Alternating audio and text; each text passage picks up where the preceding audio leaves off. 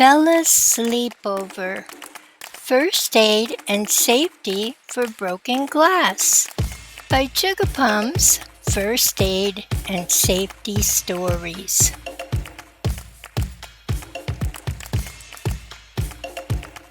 It was Bella's birthday, and she was so excited. After begging her mom and dad almost since her last birthday, she would finally be having a sleepover with some of her friends. Of course, she had lots to do to get ready for her party. She had the biggest job, cleaning her room, staring her in the face, and she had made a lot of other promises to help too. The blankets all had to be washed and dried, and the bathrooms to be cleaned top to bottom. Plus, it was up to her to figure out the things they would do, what they would eat, make the shopping list, all kinds of stuff. Each of her parents had rules for the party that she had to promise to follow, too.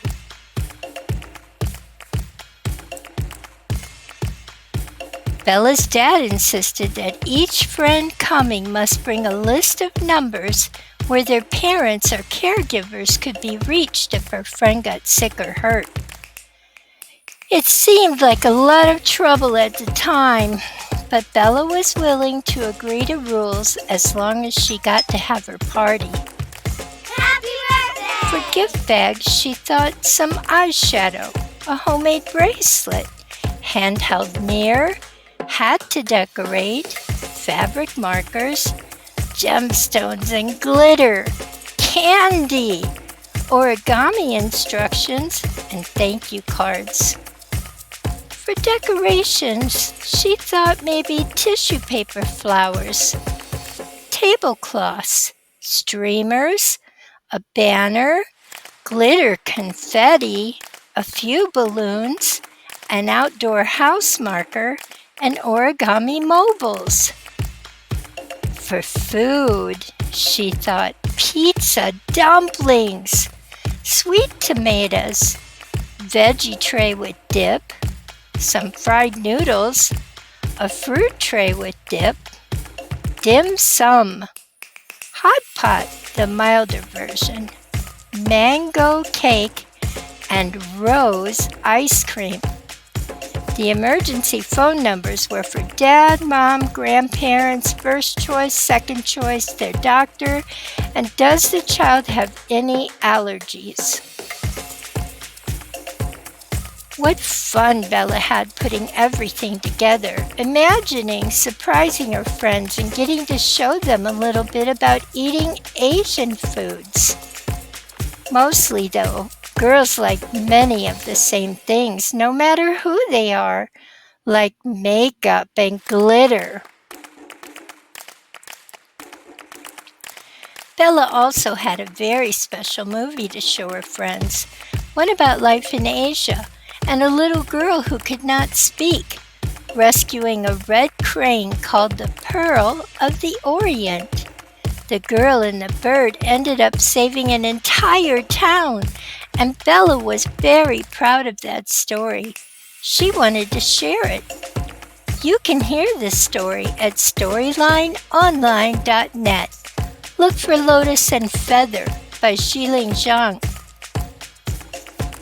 There would be some things different at Bella's house for most of her friends, she knew, but they were friends, and she didn't worry.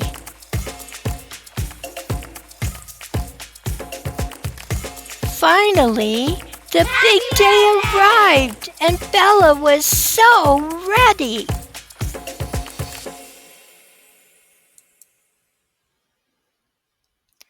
The children all settled down to open presents and gift bags. Mom came into the room to tell the girls that the food was ready and that it would be available again if they got hungry later. The pizza dumplings smelled delicious. The birthday cake was beautiful, and the girls were excited to try new things.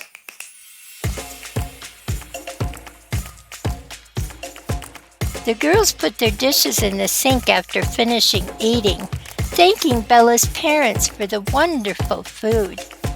Then they wandered back into the family room, returning to their gift bags and the makeup. In each bag was an Oriental-styled mirror with a pearl-like handle. It was really beautiful.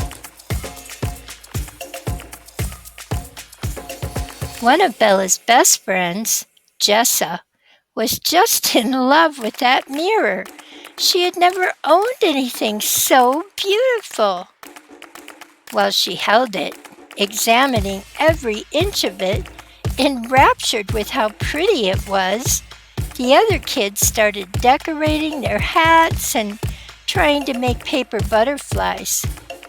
Finally, Jessa put the mirror down and started thinking about hat ideas. As Jessa tugged to pull her bag out from under all of the girls' stuff laying around, the bag split open and all of her stuff flew everywhere. "Oh, phooey," she exclaimed and got up to collect it. As she stepped, she heard a crunch under her bare foot. Then she knew what she had done. She had stepped on her beautiful mirror and broken it. As she looked around, she realized her foot was hurting and bleeding into Bella's carpet. She started to cry. Bella noticed her crying and then saw her foot. She called her mom and dad into the room. Dad went to call Jessa's parents, and Mom took Jessa, hopping on one foot, to the bathroom. Jessa kept saying how sorry she was, and Bella's mom was shaming herself for not being more careful with glass mirrors.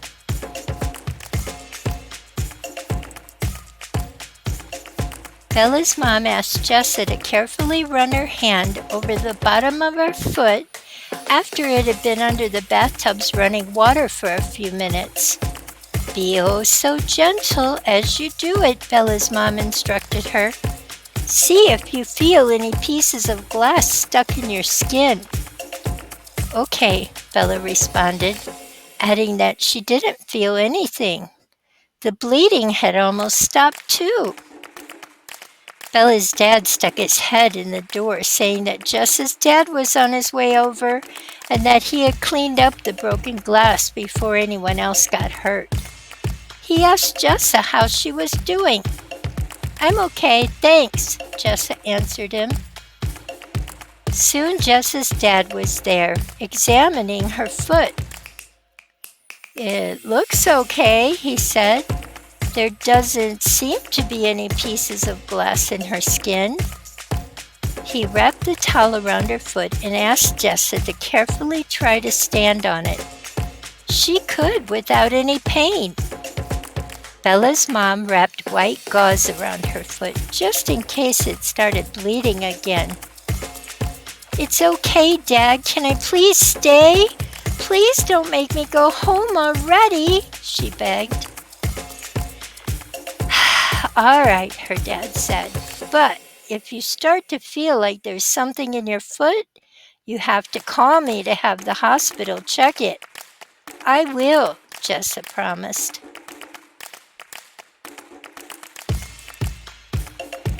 After a fun night of giggles, crafts, movies, and more food, Bella's smiling mom slipped Jessa a brand new mirror as Jessa headed out to her mom's car the next morning, saying she had bought extra for Christmas presents.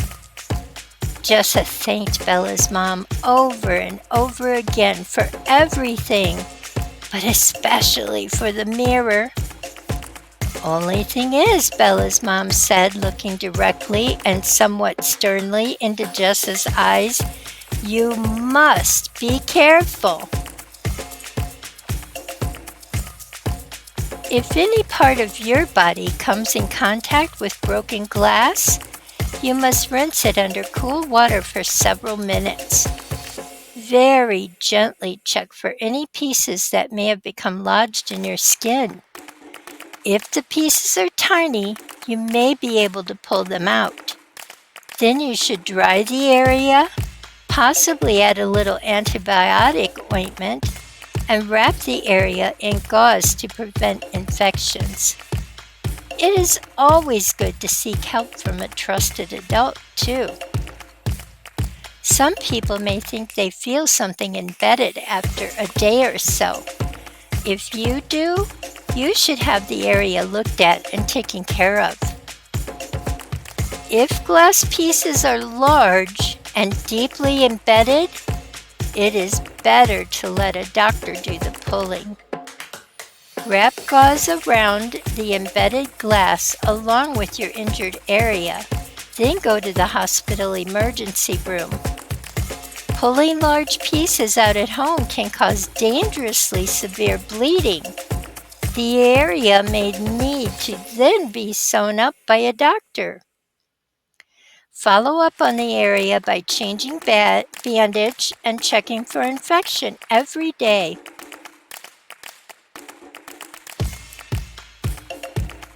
Tschuga Pum says, please, always be careful around glass things.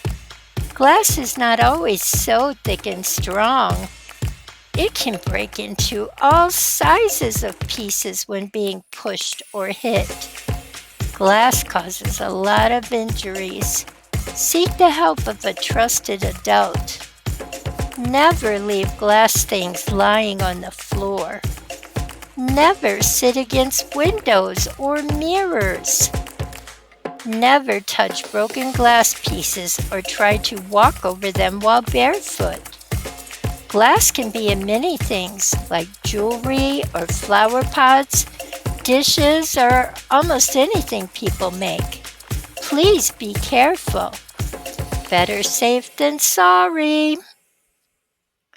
The book of Proverbs, chapter 31, verse 30 says, charm is deceitful and beauty is vain, but a woman who fears the Lord is to be praised.